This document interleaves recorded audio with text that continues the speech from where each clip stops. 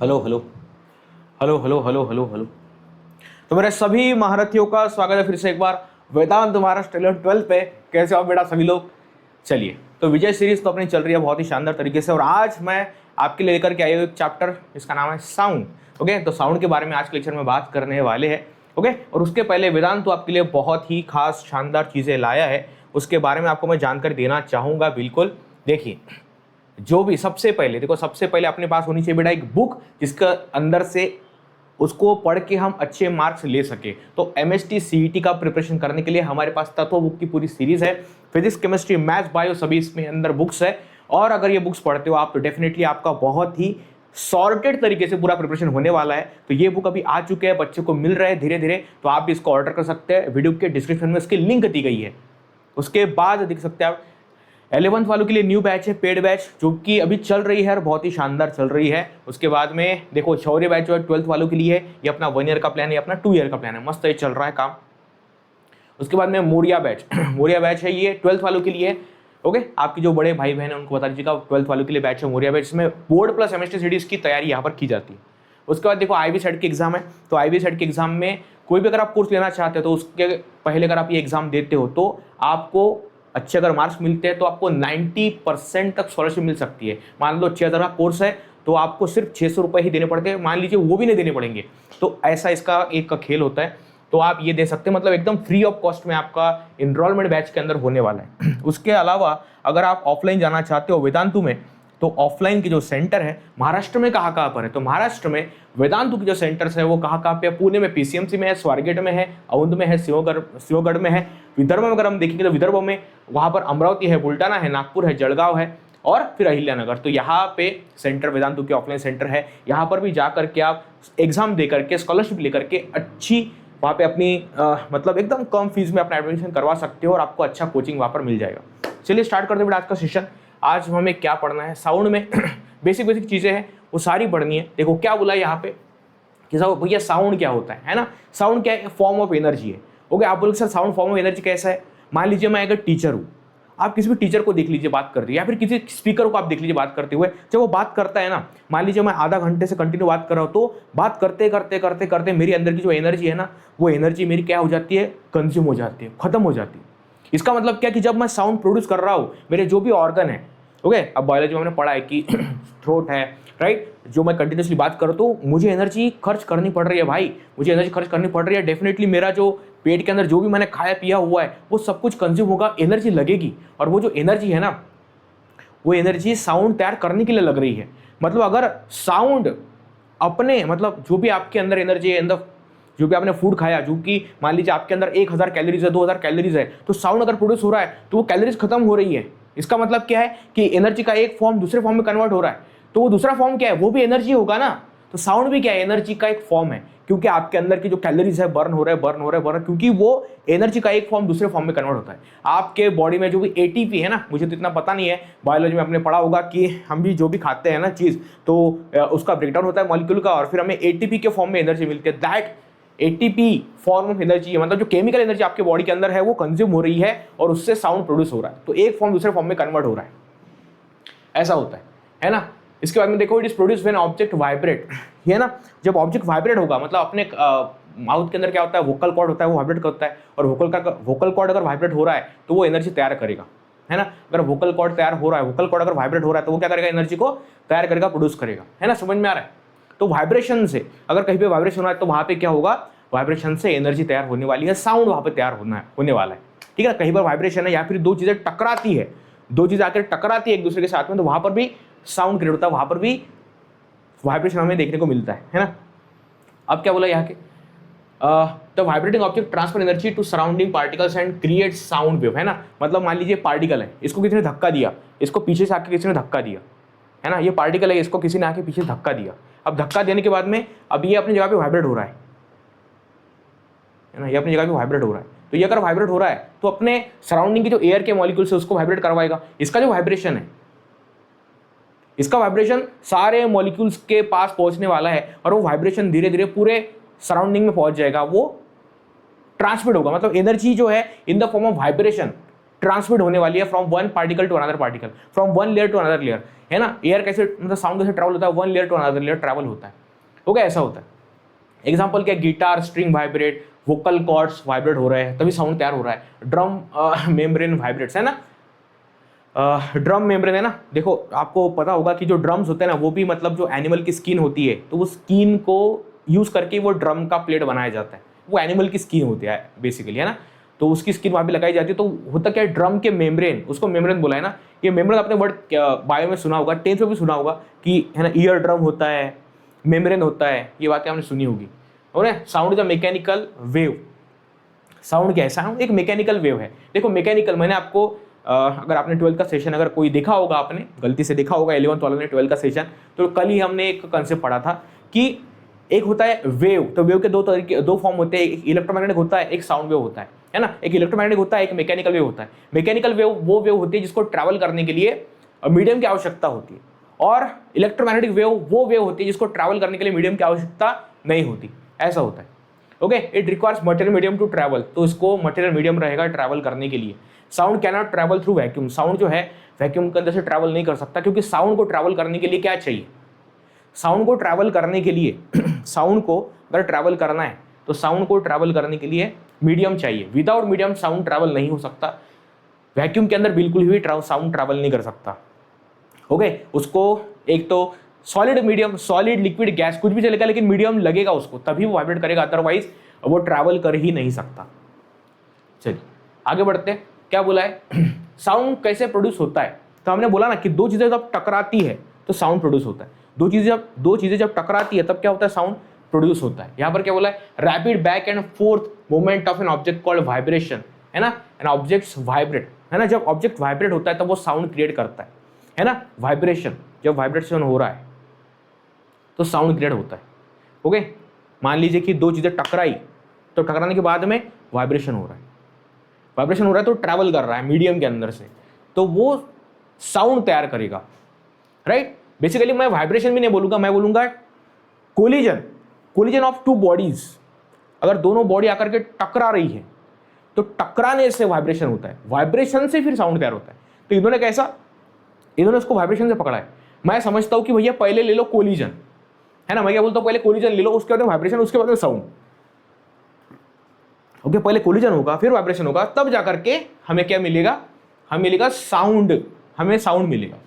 Okay, it pushes near by air particles, है ना। जब ये चीज वाइब्रेट हो रही है, जब ये चीज वाइब्रेट हो रही है तो उसके सराउंडिंग के पार्टिकल को एनर्जी ट्रांसमिट कर रही है ना। मतलब यहाँ पर एक पार्टिकल है, मैं एक पार्टिकल हूँ जो चुपचाप बैठा हुआ है, लेकिन मान लीजिए इधर से हवा बहुत तेज आ रही है तो वो हवा मुझे वाइब्रेट करवाएगी।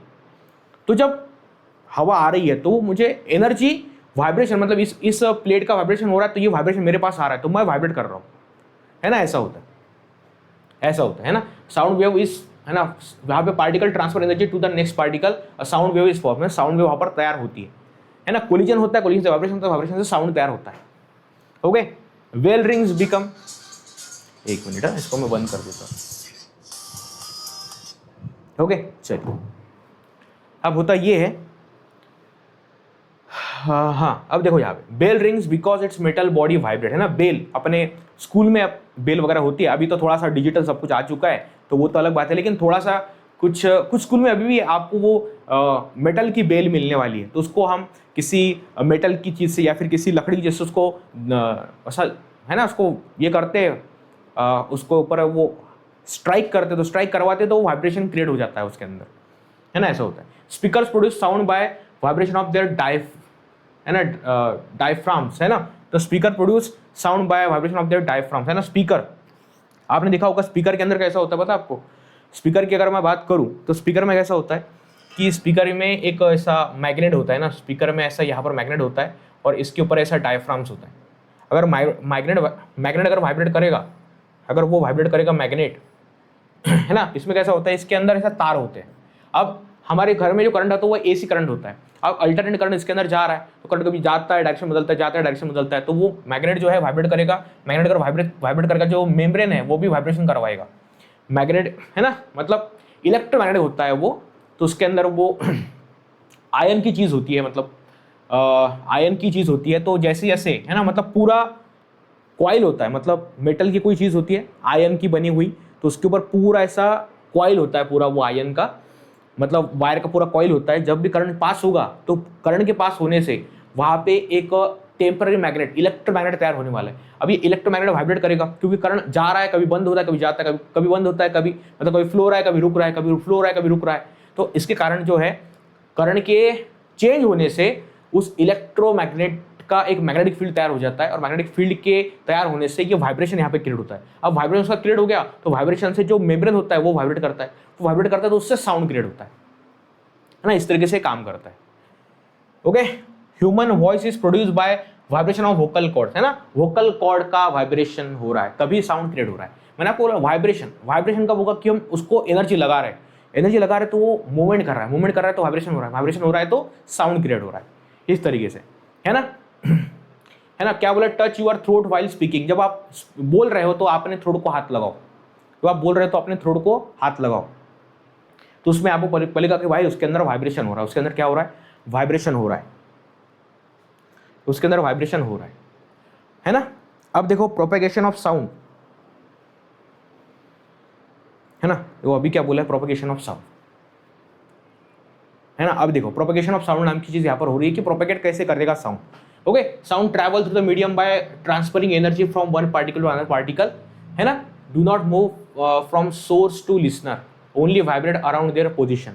Okay, medium sound, liquid gases, sound travel faster in solid, fastest in solid because particles are closely packed, है ना, आ रहा समझ में। तो होता क्या है, होता ये है कि वाइब्रेशन आपने देखा होगा यहाँ पर लॉन्जिट्यूडनल में मैंने डाला हुआ क्या, ओके हाँ, होता क्या है कि ये अगर मीडियम है, मतलब यहाँ पे कोई स्पीकर है ना, यहाँ पे अगर कोई स्पीकर है, इस तरीके से ये साउंड क्रिएट कर रहा है, तो होता क्या है, जितने भी एयर के लेयर्स हैं, जितने भी एयर के लेयर्स हैं, ये सारे जो लेयर्स है भाई, ये लेयर्स वाइब्रेट हो रहे हैं।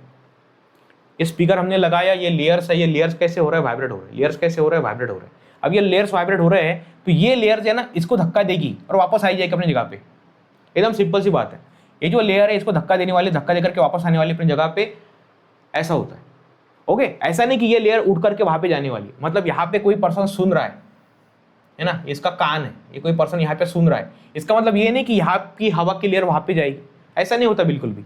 यहाँ पे जो हवा की लेयर है वो अपनी जगह पे वाइब्रेट करेगी, दूसरे को धक्का देगी, अपनी जगह वापस आ जाएगी, है ना। ये जो लेयर है ये वाइब्रेट करेगी, दूसरे को धक्का देगी, अपनी जगह वापस आ जाएगी, इस तरीके से। ये वाइब्रेट किया, अपनी जगह वापस आया, वाइब्रेट किया, अपनी जगह वापस आया, इस तरीके से ये वाइब्रेट करता है, अपनी जगह वापस आता है, वाइब्रेट करता है, अपनी जगह वापस आता है, इस तरीके से। आ रहा समझ में, वाइब्रेट करेगा वापस आएगा, वाइब्रेट करेगा वापस आएगा, इस तरीके से। ये इसकी एनर्जी इसको मिल गई, इसको मिलने वाली है, इसकी एनर्जी इसको मिलने वाली है, इससे धीरे धीरे एनर्जी एक दूसरे को मिलने वाली है, और फिर आगे जाकर के इस कान के पास जो एयर है वो भी वाइब्रेट करने वाली है। ऐसा यहाँ पर कंसेप्ट है। ओके, इस तरीके से ये काम करने वाला है। तो मीडियम कौन सा होता है, सॉलिड के अंदर से भी ट्रैवल कर सकता है, लिक्विड के अंदर से भी ट्रैवल कर सकता है, और सॉलिड के अंदर से ट्रैवल कर सकता है, लिक्विड के अंदर से ट्रैवल कर सकता है, और एयर के अंदर से भी ट्रैवल कर सकता है साउंड। क्लियर है बात, इतना क्लियर हो गया। चल आगे बढ़ते हैं। यहाँ पर देखो कंप्रेशन और रियरफैक्शन, मतलब देखो लॉन्जिट्यूडिनल वेव क्या चीज होती है। देखो वेव के दो तरीके होते हैं, वेव के दो फॉर्म होते हैं। आपने 10th में पढ़ा होगा, 10th में आपने पढ़ा होगा कि देखो वेव जो है, एक तो वो ट्रांसवर्स वेव के फॉर्म में ट्रैवल करती है। वेव जो है, एक मिनट, हाँ, वेव जो है ये देखो, मतलब पानी के सरफेस को अगर आप डिस्टर्ब करोगे तो इस तरीके से ट्रांसवर्स वेव तैयार होने वाली है, इस तरीके से वो ट्रैवल करने वाली है। उसके बाद आप देख सकते हैं कि आप अगर साउंड है तो साउंड इस तरीके से वाइब्रेट करेगा, है ना। लॉन्जिट्यूडिनल वेव इसको बोला जाता है। इसमें कॉम्प्रेशन होगा, रेयरफैक्शन होगा, इसके अंदर कॉम्प्रेशन होगा, रेयरफैक्शन होगा, है ना। क्या होगा, कॉम्प्रेशन होगा, रेयरफैक्शन होगा, इस तरीके से ये काम करने वाले। समझा? ओके, समझ में आ रहा है। ये हुआ है कॉम्प्रेशन। ये अगर कॉम्प्रेशन है तो ये है रेयरफैक्शन। रेयरफैक्शन समझ में आ रहा है, ये कॉम्प्रेशन है, रेयरफैक्शन आ रहा है समझ में, कॉम्प्रेशन है, रेयरफैक्शन। ओके, तो ये वाइब्रेशन हो रहा है, तो यहाँ पे कॉम्प्रेशन क्रिएट हो गया, यहाँ पे रेयरफैक्शन क्रिएट हो गया। समझ में आ रहा है। तो ये एक तो वेव ट्रांसफर वेव के फॉर्म में ट्रैवल करती है, एक तो कॉम्प्रेशन रेयरफैक्शन के फॉर्म में ट्रैवल करती है। और अगर कॉम्प्रेशन रेयरफैक्शन है तो उसको बोला जाता है लॉन्जिट्यूडिनल वेव, इसको बोला जाता है लॉन्जिट्यूडिनल वेव, है ना, इसको बोला जाता है लॉन्जिट्यूडनल वेव। इसमें जो पार्टिकल्स वाइब्रेट कर रहे हैं वो पार्टिकल्स जो है, इसमें जो पार्टिकल्स वाइब्रेट कर रहे हैं वो पार्टिकल्स, इसमें जो पार्टिकल्स वाइब्रेट कर रहे हैं वो डायरेक्शन ऑफ प्रोपगेशन को पैरेलल है, और इसमें जो पार्टिकल वाइब्रेट कर रहे हैं वो डायरेक्शन ऑफ प्रोपगेशन को परपेंडिकुलर है। तो जब साउंड ट्रैवल करता है तो साउंड लॉन्जिट्यूडनल वेव के फॉर्म में ट्रैवल करता है, और उस केस में साउंड जब ट्रैवल करता है तो वो लॉन्जिट्यूडनल वेव के फॉर्म में ट्रैवल करता है, और उस केस में उसके पार्टिकल्स डायरेक्शन ऑफ प्रोपगेशन को पैरेलल तरीके से वाइब्रेट करते हैं, है ना। इस तरीके से अगर ये ट्रैवल कर रहा है तो ये इसकी डायरेक्शन ऑफ प्रोपगेशन है, तो इस डायरेक्शन को पार्टिकल्स जो है वो parallel to the direction of propagation vibrate करते हैं। इसको बोला जाता है लॉन्जिट्यूडनल वेव, इसको बोला जाता है लॉन्जिट्यूडनल वेव। ओके, उसके बाद में देखो यहाँ पे साउंड वेव के कैरेक्टरिस्टिक्स, है ना। अगर साउंड वेव ट्रैवल कर रही है तो उसके कैरेक्टरिस्टिक्स क्या होते हैं, है ना। अगर वेव है तो वेव को हम कैसे समझ सकते हैं, तो वो सारे उसके कैरेक्टरिस्टिक्स से हम समझ सकते हैं। उसमें होता है वेवलेंथ, एक होता है फ्रीक्वेंसी। ओके, अब देखो ये बहुत सिंपल चीजें है। तो वेवलेंथ मतलब क्या होता है, मान लीजिए कि ये ट्रांसवर्स वेव है। ओके, तो वेव के अंदर छोटा सा जो यूनिट होता है ना, ये ट्रांसवर्स वेव है, ये कंटिन्यूसली आगे बढ़ती जा रही है, लेकिन इसका सबसे छोटा यूनिट जो है, मान लीजिए इसका छोटा यूनिट है, मतलब यहाँ पे यहाँ से यहाँ तक, तो ये जो उसका यूनिट है, इस यूनिट को हम क्या बोलते हैं, इस यूनिट को हम बोलते हैं वेवलेंथ, है ना। यहाँ से यहाँ तक जो उसका यूनिट है, इस यूनिट को हम क्या बोलते हैं, इस यूनिट को हम वेवलेंथ बोलते हैं, लैम्बडा। इस यूनिट को हम क्या बोलते हैं, वेवलेंथ लैम्बडा इसको बोलते हैं। उसके बाद में आप देख सकते हैं बेटा कि ये देखो, उसके बाद में ये आप देख सकते हैं कि इस प्रकार से, है ना, ये देखो, ये कॉम्प्रेशन है, ये रेयरफैक्शन है ना, ये कॉम्प्रेशन है, ये रेयरफैक्शन, इस तरीके से कॉम्प्रेशन रेयरफैक्शन, कॉम्प्रेशन रेयरफैक्शन। तो बेटा बात ऐसी है, कॉम्प्रेशन रेयरफैक्शन में बात ऐसी है, तो ये देखो, ये हो गया कॉम्प्रेशन, ये हो गया कॉम्प्रेशन, है ना, और ये हो गया रेयरफैक्शन। अब ये दोनों अगर हमने मिला दिए, है ना, अगर हमने दोनों मिला दिए, मतलब इसको हमने अगर ले लिया, मतलब ये पार्ट अगर हमने ले लिया, यहाँ से यहाँ तक अगर ये पार्ट हमने ले लिया, तो ये जो पार्ट है, इस पार्ट को ही हम बोलते हैं वेवलेंथ, है ना। यही इसका सबसे छोटा यूनिट बनने वाला है। जो भी वेव ट्रैवल हो रही है उसका एक छोटा सा unit, that we called wavelength. अब बुक में कैसा दिया जाता है कि डिस्टेंस बिटवीन कंसेक्यूटिव क्रेस्ट, है ना। देखो ट्रांसवर्स वेव में ये जो होता है ये क्रेस्ट होता है, और ये जो होता है वो ट्रफ होता है। ओके, ये फिर से क्रेस्ट हो गया। तो जो कंसेक्यूटिव क्रेस्ट होते हैं इनके बीच में डिस्टेंस होता है, दैट वी कॉल्ड वेवलेंथ, या फिर कंसेक्यूटिव ट्रफ, उसके बीच का distance, that we called wavelength. तो मैं इसको बोलता हूँ कि ऐसा मत समझो इसको तुम ऐसा समझो कि जो भी आपकी वेव का फॉर्म है, ट्रांसवर्स या फिर लॉन्जिट्यूडनल, उसमें वेव का सबसे छोटा जो यूनिट है, that unit we called wavelength, that unit we called wavelength. मतलब ये क्रेस्ट हो गया, ट्रफ हो गया, ये बन गया अपना एक छोटा सा part, that we called wavelength. उसके बाद में ये हो गया, ये और ये हो गया कॉम्प्रेशन रेयरफैक्शन, ये दोनों मिला के एक पार्ट बना, that unit we called wavelength, that unit we called wavelength. Clear है बात, that unit we called wavelength, ऐसा होता है। तो एक कॉम्प्रेशन एक रेयरफैक्शन मिलाकर के क्या बनती है, एक वेवलेंथ बनती है लैम्बडा। उसको लैम्बडा से डिनोट किया जाता है ना, उसको हम लैम्बडा से डिनोट करते हैं, इसका सिंबल इस तरीके से होता है। ओके, उसके बाद में फ्रीक्वेंसी की बात यहां पर की गई है। ओके, फ्रीक्वेंसी है, टाइम पीरियड है, ओके, एम्पलीट्यूड है, ये भी मैं आपको बता देता हूँ एम्पलीट्यूड क्या होता है, और स्पीड। ओके, ये सारी बातें आपको मैं एक साथ ही बता देता हूँ। ओके, सिंपल सी बात है। देखो हो क्या रहा है कि आपकी साउंड वेव है, तो साउंड वेव में क्या है भाई, देखो साउंड वेव की अगर मैं बात करूँ, साउंड वेव में क्या होता है, साउंड वेव में होता है यहाँ पर एक कॉम्प्रेशन, और यहाँ पे होता है रेयरफैक्शन, ये होता है कॉम्प्रेशन, ये होता है रेयरफैक्शन। ओके, इस तरीके से ये वेव आगे बढ़ रही है, इस तरीके से जो वेव है वो आगे बढ़ रही है, इस तरीके से ये जो वेव है वो आगे बढ़ रही है। समझ में आ रहा है, कॉम्प्रेशन रेयरफैक्शन अगर हमने लिया है, तो मान लीजिए यहाँ पर एक पॉइंट है मीडियम के अंदर, मीडियम के अंदर एक पॉइंट है। ओके, मीडियम के अंदर एक पॉइंट है, क्या है, मीडियम के अंदर एक पॉइंट है। अब इस पॉइंट के अंदर से एक यूनिट को, इस पॉइंट के अंदर से एक यूनिट को, मतलब एक कॉम्प्रेशन,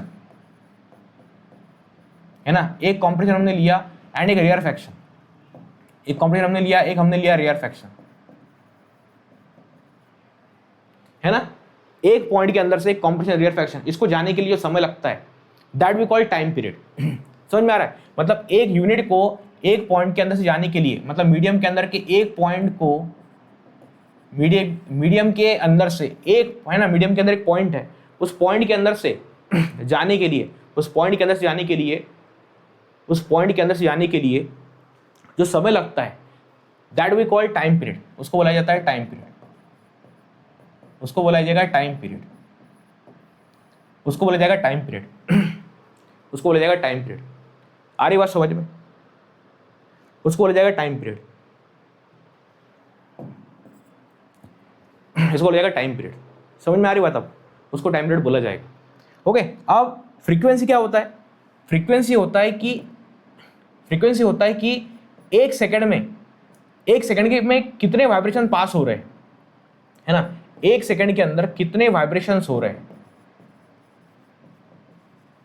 है ना? एक सेकंड के अंदर कितने वाइब्रेशंस हो रहे हैं, दैट वी कॉल फ्रीक्वेंसी। उसको फ्रीक्वेंसी बोला जाएगा, है ना? मान लीजिए एक सेकंड के अंदर 5 वाइब्रेशन हो रहे हैं। मान लो एक सेकंड के अंदर 5 वाइब्रेशंस हो रहे हैं, तो उसको बोला जाएगा फ्रीक्वेंसी यहाँ पर 5 है, ऐसा इसको बोला जाएगा। यहाँ पर क्या बोला जाएगा? एक सेकंड के अंदर अगर 5 वाइब्रेशंस है, एक सेकंड के अंदर 5 अगर वाइब्रेशंस है, तो उसको बोला जाएगा फ्रीक्वेंसी 5 है। उसको बोला जाएगा भाई फ्रीक्वेंसी कितनी है? फ्रीक्वेंसी 5 हर्ट्ज है। फ्रीक्वेंसी कितनी है? 5 हर्ट्ज, ऐसा बोला जाए। अब देखो टाइम पीरियड में बात करता हूँ, टाइम पीरियड, है ना? मान लीजिए कि एक यूनिट को 1 यूनिट ऑफ वेव, मतलब वेवलेंथ, एक वेवलेंथ को पास होने के लिए मान ली लगते हैं 20, है ना? मान ली लगते हैं 20 सेकेंड, या फिर मान लीजिए उसको लगता है कि 0.20 सेकेंड्स। समझ में आ रहा है कि एक यूनिट को पास होने के लिए 0.2 सेकेंड्स लगते हैं। समझ में आ रहा है? इसका मतलब ये हो गया टाइम पीरियड। इसको बोला जाएगा कैपिटल टी। कैपिटल टी कितना हुआ? 0.20 सेकेंड्स। ये हो गया कैपिटल टी आपका। अब मुझे निकालना है भैया 0.20 सेकेंड में अगर एक वेव ट्रैवल हो रही है तो एक सेकंड में कितने वेव्स ट्रैवल होने वाले, है ना? एक सेकंड में कितने यूनिट्स ट्रैवल होने वाले, ये मुझे चेक करना है। तो मैं क्या करता हूँ? फ्रीक्वेंसी मतलब 1 अपॉन टाइम पीरियड। फ्रीक्वेंसी मतलब क्या? 1 अपॉन टाइम पीरियड। तो मैं यहां पर क्या लेता हूँ? 1 अपॉन 0.20। समझ में आ रहा है? 1 अपॉन टाइम पीरियड यहां पर मैंने लिया, मतलब यहां पर कितना आएगा? ऊपर आएगा 100, नीचे आएगा 20, तो ये आएगा 5 हर्ट्ज। ओके, तो फ्रीक्वेंसी टाइम पीरियड ये इनवर्सली प्रोपोर्शनल होते हैं। फ्रीक्वेंसी एंड टाइम पीरियड क्या होते हैं? इनवर्सली प्रोपोर्शनल होते हैं। अगर टाइम पीरियड आपको दिया गया है तो आप फ्रीक्वेंसी निकाल पाओगे, और अगर फ्रीक्वेंसी है ना, मतलब टाइम पीरियड है तो फ्रीक्वेंसी निकालो, फ्रीक्वेंसी तो टाइम पीरियड निकालो, ऐसा होगा। मान लीजिए फ्रीक्वेंसी यहां पर देखो, फ्रीक्वेंसी तो फ्रीक्वेंसी है 10 हर्ट्ज। इसका मतलब ये हुआ अगर फ्रीक्वेंसी 10 हर्ट्ज है तो टाइम पीरियड कितना होगा? तो टाइम पीरियड होगा 1 अपॉन फ्रीक्वेंसी, तो 1/10, मतलब ये होगा 0.1 सेकेंड्स। मतलब एक जो यूनिट होगा, that 1 unit will take 0.1 second, है ना? समझ में आ रहा है?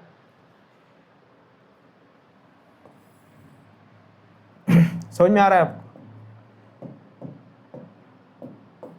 समझ में आ रहा है आपको? समझ में आ रहा है? मतलब ये होता है कि फ्रीक्वेंसी 1 अपॉन फ्रीक्वेंसी 1/10, 0.1 सेकेंड, ऐसा होता है। आ रही है बात समझ में? इस तरीके से ये काम करते हैं, है ना? 1/10, 0.1 सेकेंड। ओके, ऐसा होता है। मतलब फ्रीक्वेंसी अगर है तो टाइम पीरियड निकाल सकते हैं। ओके, समझ में आ रहा है ना? मतलब एक यूनिट को ट्रैवल करने के लिए जो समय लग रहा है दैट इज 0.1 सेकेंड। एक यूनिट को ट्रैवल करने के लिए जो समय लग रहा है दैट इज 0.1 सेकेंड, ऐसा होता है ना? समझ में आ रहा है? तो अगर ये होगा टाइम पीरियड, तो ये आपने कहां से निकाला? फ्रीक्वेंसी कितनी? 10 हर्ट्ज, तो 1 बाय फ्रीक्वेंसी मतलब 1/10, 0.1 सेकेंड, ऐसा। इस तरीके से आपने उसको कैलकुलेट किया।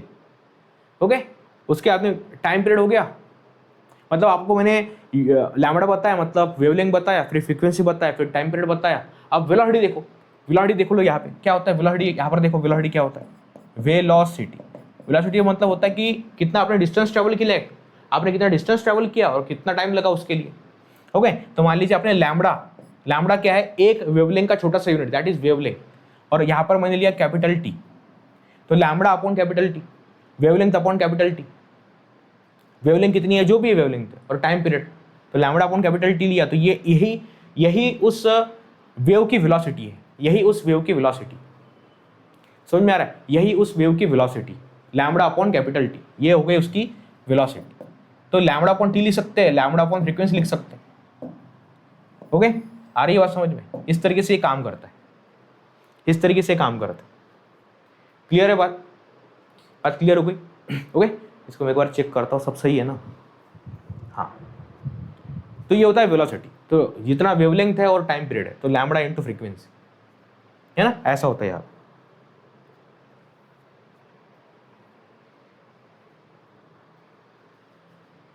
ओके, ऐसा होता।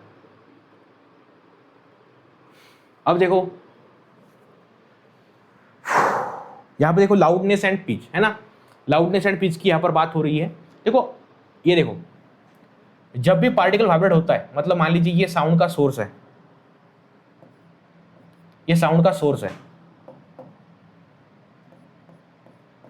यहां पे साउंड का सोर्स है ना, ये क्या है, साउंड का सोर्स, ये स्पीकर है ना, ये स्पीकर है अपना। तो यहां से साउंड प्रोड्यूस हो रहा है। तो अगर स्पीकर बहुत बज रहा है, बहुत बज रहा है, मतलब बहुत लाउड साउंड क्रिएट करता है, तो होता क्या है कि जो लेयर है ना, मतलब यहाँ की जो लेयर है ना, वो बहुत ज़्यादा वाइब्रेट करेगी, मतलब वो यहाँ से यहाँ तक वाइब्रेट करने वाली। समझ में आ रहा है? मतलब देखो ये लेयर है, देखो यहाँ पे, मतलब मैं बात कर रहा हूँ तो मैं स्पीकर बन गया हूँ, है ना। अब ये लेयर है, तो यहाँ पर मैं कुछ बात कर रहा हूँ, मैं अगर बहुत जोर से बात कर रहा हूँ तो ये जो लेयर है ना, ऐसा पीछे जाएगी, आगे आएगी। अगर मैं बहुत जोर से बात कर रहा हूँ तो ये उतनी ज़्यादा वाइब्रेट करने वाली है अपनी मीन पोजीशन पे, मतलब ये उसकी मीन पोजीशन है, ये देखो ये उसकी है मीन पोजीशन। अब मैं अगर कुछ बोल रहा हूँ और बहुत जोर से अगर बोल रहा हूँ तो ये इतना ज़्यादा वाइब्रेट करने वाली, जितना जोर से बोलोगे उतनी ज़्यादा इसका वाइब्रेशन होने वाला है। तो अपनी जगह से, अपनी मीन पोजीशन से पार्टिकल कितना ज़्यादा वाइब्रेट करता है, दैट वी कॉल एम्पलीट्यूड। मान लीजिए कि यहाँ से वो यहाँ तक जा रहा है, तो ये जो डिस्टेंस है, तो दैट वी कॉल एम्पलीट्यूड, है ना, ये होता है। और एम्पलीट्यूड के ऊपर लाउडनेस डिपेंड करता है कि ये पार्टिकल कितना ज़्यादा, मान लीजिए मैं बोल रहा हूँ तो ये ऐसा वाइब्रेट हो रहा है, तो साउंड का लाउडनेस कम। लेकिन अगर मैं बहुत जोर से बात करूँ तो ये ऐसा वाइब्रेट कर रहा है, तो लाउडनेस ज़्यादा हो गई। तो एम्पलीट्यूड जितना बढ़ेगा, जितना एम्पलीट्यूड बढ़ेगा उतना ज़्यादा लाउडनेस तुम्हें सुनाई देगा। समझ में आ रहा है? तो लाउडनेस किसके ऊपर डिपेंड करता है? एम्पलीट्यूड के ऊपर। लाउडनेस जो होता है किसके ऊपर डिपेंड करता है? एम्पलीट्यूड के ऊपर, एम्पलीट्यूड, है ना, एम्पलीट्यूड। और एम्पलीट्यूड का मतलब क्या है? Displacement of layer from its mean position. ये क्या होता है? Displacement of layer from its mean position. Displacement of layer from mean position, from mean position, ऐसा होता है displacement of layer from mean position. हो गए? ऐसी बात क्लियर हो गई? हो गए? ऐसा हो। अब पिच की बात करते हैं। पिच मतलब क्या? बेसिकली पिच जो कंसेप्ट है फ्रीक्वेंसी के साथ में जुड़ा हुआ है ना। मान लीजिए मेल वॉइस है, तो मेल वॉइस के अंदर फ्रीक्वेंसी कम रहेगी, मतलब पिच उसकी कम रहेगी, और फीमेल वॉइस में पिच बहुत ज़्यादा रहेगी। पिच मतलब क्या? कि वाइब्रेशन। अब होता क्या है कि फीमेल के अंदर जो वोकल कॉर्ड होता है उसका साइज छोटा होता है, तो एनर्जी लगाने के बाद में वो बहुत ज़्यादा वाइब्रेट करता है, तो उसकी पिच ज़्यादा हो जाती है। मेल वॉइस के अंदर जो वोकल कॉर्ड होता है बड़ा होता है, तो वो जो वाइब्रेट करता है तो उसकी स्पीच थोड़ी, उसकी पिच थोड़ी कम हो जाती है, मतलब फ्रीक्वेंसी कम हो जाती है। High frequency high pitch, low frequency low pitch, ऐसा होता है ना। पतली आवाज़ होती है ना, मतलब बर्ड्स की आवाज़ कैसी पतली होती है, और लायन की आवाज़ कैसी है? लायन की आवाज़ कैसी है? पतली नहीं है, बड़ी आवाज़, मतलब है ना, उसको बोलते काफ़ी, है ना। मतलब बर्ड का कैसा होता है? पिच बहुत ज़्यादा होता है। लायन का पिच कैसा होता है? लो पिच होता है। लाउडनेस बहुत ज़्यादा है लेकिन पिच कम है, क्योंकि वोकल कॉर्ड बड़ा है तो वाइब्रेशन कम हो रहा है उसका। बर्ड का छोटा वोकल कॉर्ड होगा, बहुत वाइब्रेट करेगा, तो पिच बहुत ज़्यादा, पतली आवाज़ होगी, पतली, ऐसा होता है। ओके, अब क्वालिटी ऑफ साउंड, है ना। क्वालिटी ऑफ साउंड को क्या बोलेंगे? टिम्बर उसको बोलते हैं। इसको क्या बोलते हैं? Timber. It helps us distinguish between sound having the same pitch and loudness, है ना। Example, guitar and piano playing the same note sound different because of different quality, है ना। देखो क्वालिटी मतलब क्या? कि वेव का फॉर्म कैसा है। मान लीजिए मैं पियानो बजा रहा हूँ और मैं गिटार बजा रहा हूँ, दोनों की सेम फ्रीक्वेंसी है, सेम फ्रीक्वेंसी पे पियानो वाइब्रेट कर रहा है, सेम फ्रीक्वेंसी पे गिटार वाइब्रेट कर रहा है, दोनों का लाउडनेस सेम है, फिर भी गिटार का आवाज़ अलग रहेगा, पियानो का आवाज़ अलग रहेगा। तो ये इन दोनों में जो डिफरेंस है, that is difference between quality. और ये जो क्वालिटी होती है ये डिपेंड करती है वेव फॉर्म के ऊपर, तो कैसा वेव का फॉर्म है। ओके, मतलब पियानो के अंदर से जो साउंड निकल रहा है उसका वेव फॉर्म अलग है, और गिटार के अंदर से जो साउंड निकल रहा है उसका वेव फॉर्म अलग है, तो वेव फॉर्म के ऊपर डिपेंड करता है। ओके, आगे रिफ्लेक्शन ऑफ साउंड, है ना। रिफ्लेक्शन ऑफ साउंड देखो कि साउंड अगर रिफ्लेक्ट हो रहा है तो angle of incidence angle of reflection होगा, है ना। मान लीजिए वो आपने एक्सपेरिमेंट किया होगा 10वीं में कि ऐसा इस तरीके से यहाँ पे प्लेटफॉर्म रखते हैं, इस तरीके से यहाँ पे पाइप होता है, यहाँ से साउंड जाती है, यहाँ से साउंड जाती है और वो साउंड जो है टकराती है उसको और फिर वहाँ से वापस आती है, तो यहाँ पे हम सुन सकते हैं। तो यहाँ पे लाउड साउंड हम कब सुनेंगे, हम यहाँ पर लाउड साउंड कब सुनेंगे, है ना। यहाँ पे हम सुनेंगे लाउड साउंड। तो लाउड साउंड हम कब सुनेंगे, जब, है ना, लाउड साउंड हम कब सुनेंगे, है ना, लाउड साउंड हम कब सुनेंगे, जब अगर एंगल ऑफ इंसिडेंस और एंगल ऑफ रिफ्लेक्शन अगर दोनों सेम है तो उस केस में हम लाउड साउंड सुनने वाले। ऐसा यहां पर होगा लाउड साउंड। ओके, क्लियर हो गई बात, क्लियर हो गई बात। चल, लाउड साउंड वापस सुन, उसको बोलते हैं रिफ्लेक्शन ऑफ साउंड, है ना। तो एंगल ऑफ इंसिडेंस अगर एंगल ऑफ रिफ्लेक्शन के बराबर है तो वहां पे ज्यादा आपको लाउड साउंड सुनाई देगा। ओके, अब आपको इसका एप्लीकेशन देखो कि इको अगर तैयार हो रहा है तो एक इको अगर तैयार हो रहा है ना, मतलब हम अगर कुछ बोल रहे हैं तो उसका फिर से अपने को साउंड सुनाई देता है, तो इको अगर तैयार हो रहा है तो वहाँ पे रिफ्लेक्शन होगा। अगर मेगाफोन्स है उसके अंदर भी रिफ्लेक्शन आपको सुनाई देगा। साउंड बोर्ड्स, टेथोस्कोप, तो इसके अंदर क्या हो रहा है, साउंड का रिफ्लेक्शन ही काम करता है ना, साउंड का रिफ्लेक्शन उसके अंदर काम करता है। बाद में क्या बोला है, इको एंड रिवर्बरेशन, है ना। अब इको मतलब क्या है कि मान लीजिए साउंड हमने कोई प्रोड्यूस किया, रिफ्लेक्ट वापस आया तो एक ही बार हुआ ही। रिवर्बरेशन मतलब क्या कि इतने सारे इकोस तैयार हो रहे हैं कि हमें मेन साउंड कुछ सुनाई ही नहीं दे रहा है ना। रिवर्बरेशन मतलब बहुत ही ज्यादा इको अगर तैयार हो रहा है, मतलब एक रूम के अंदर साउंड इतना ज्यादा इको कर रहा है कि ओरिजिनल साउंड सुनाई नहीं दे रहा है, उस प्रकार को बोलते हैं रिवर्बरेशन। मतलब सुपरपोजिशन ऑफ इकोस, सारे इकोस एक ही साथ सुनाई दे रहे हैं और उसमें से एक भी साउंड सुनाई नहीं दे रहा है, कंटिन्यूअसली एक के बाद एक के बाद एक, मतलब एक बार एक वर्ड बोला उस हजारों बार वो वापस आ रहा है, हंड्रेड्स ऑफ टाइम उसका रिफ्लेक्शन हो रहा है, तो उसको बोलिएगा रिवर्बरेशन। अगर एक बार हो रहा है, दो बार हो रहा है, चलो वो अपना इको हो गया, लेकिन इतने सारे इको अगर एक साथ में हो रहा है, सुपरपोजिशन ऑफ इको अगर हो रहा है, सुपरपोजिशन ऑफ इको अगर हो रहा है तो उसको हम बोलते हैं रिवर्बरेशन। ओके, अभी ह्यूमन ईयर की बात करते हैं तो ह्यूमन ईयर के अंदर तीन पार्ट वैसे होते हैं। एक होता है आउटर ईयर, मतलब ये आउटर ईयर हो गया, इसको बोलते हैं पिन्ना, इसको पिन्ना बोलते हैं। उसके बाद में आउटर ईयर होता है, उसके अंदर पिन्ना होता है जो साउंड को कलेक्ट करता है।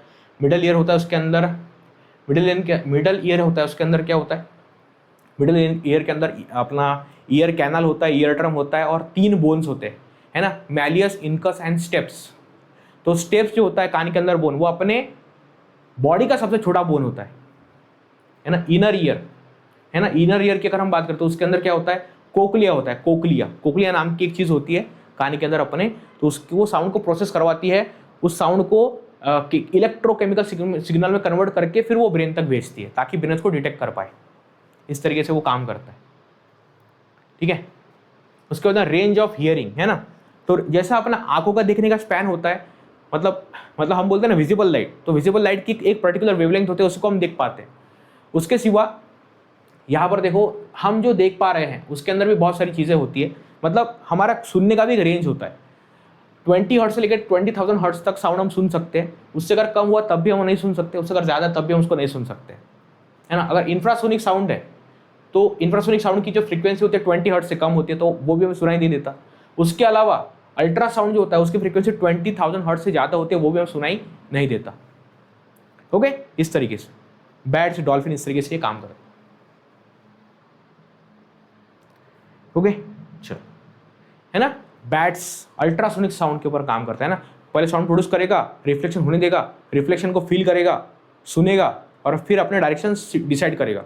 बैट के अंदर ऐसा होता है। डॉल्फिन भी यूज करते हैं अल्ट्रासोनिक साउंड का। ओके, अब अल्ट्रासोनिक साउंड का यूज कहाँ पे होता है, मेडिकल फील्ड में होता है। सोनोग्राफी करना है ना, हम बोले सोनोग्राफी करना है, पेट के अंदर कुछ गड़बड़ हो गया, किसी ऑर्गन के अंदर कुछ गड़बड़ हो गया तो उसको चेक किया जाता है ना। उसके बाद में ये, है ना, ज्वेलरी को चेक करने के लिए, भाई ज्वेलरी के अंदर क्या प्रॉब्लम है, ये यूनिफॉर्मनेस है कि नहीं है, उसको चेक करने के लिए सोनार सिस्टम, है ना। आपने 10th में पढ़ा होगा, सोनार सिस्टम के अंदर मतलब एक बोर्ड होती है, उसके नीचे सोनार सिस्टम लगाया जाता है, साउंड को प्रोड्यूस करेगा, साउंड जाएगा नीचे, रिफ्लेक्ट होगा ऑब्जेक्ट को देख करके और रिसीव होगा, तो फिर साउंड का रिफ्लेक्शन हुआ अल्ट्रासोनिक साउंड का यूज़ करके, है ना। अल्ट्रासोनिक साउंड भेजा, रिफ्लेक्शन हुआ, उसको डिटेक्ट किया और फिर पता चला कि भाई नीचे कोई मतलब है ना, कोई मतलब एनिमी, कोई एनिमी का कोई अगर जहाज है तो उसको चेक किया जाता है, कोई सबमरीन है तो उसको चेक किया जाता है, ऐसा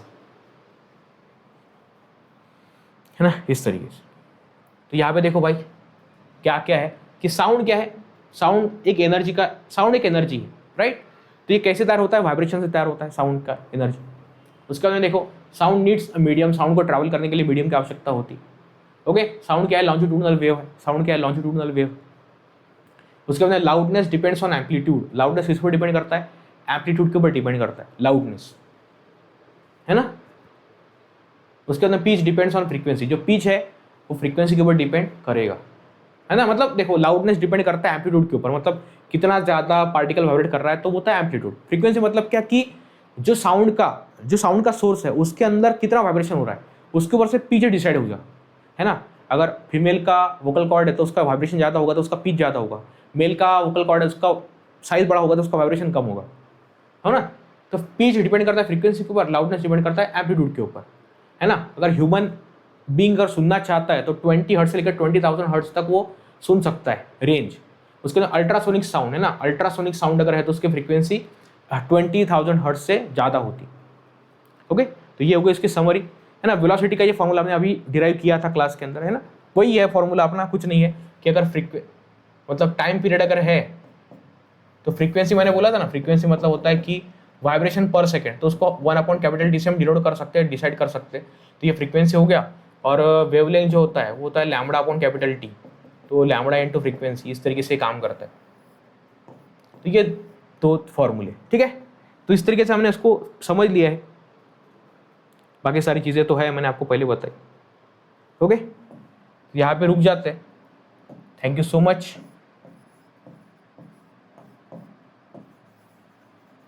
है ना, थैंक यू सो मच।